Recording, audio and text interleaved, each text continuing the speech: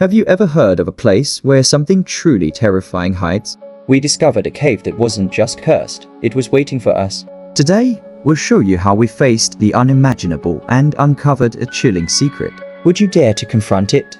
Let's dive in. In a remote village nestled deep in the shadow of towering mountains, there lay an ancient cave. The villagers whispered of it in fear, calling it cursed. Strange noises echoed from its depths at night, and many who entered were never seen again.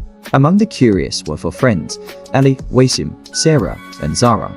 They had grown up hearing stories about the cave and decided to uncover the truth. One chilly autumn morning, they packed flashlights, food, water, rope, and an old map.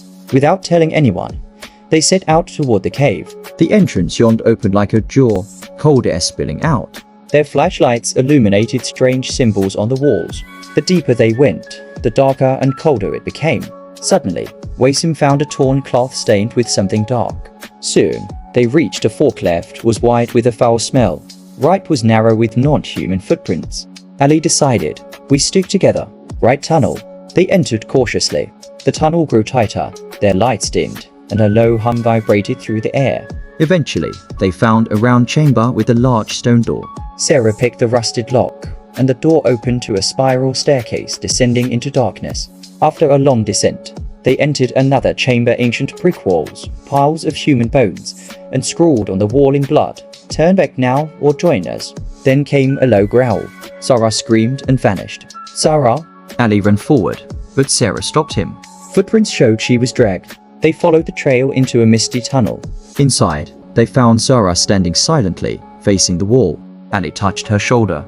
She turned, eyes completely white, and spoke in a cracked, ancient voice. "You shouldn't have come here." A force flung Ali across the room. Sarah levitated. "You were warned," the voice said.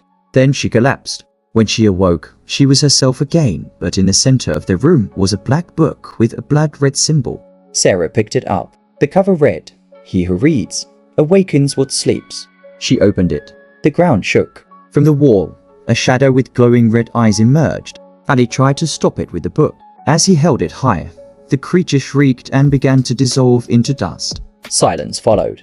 But then the cave started collapsing. They ran, but the exit had caved in.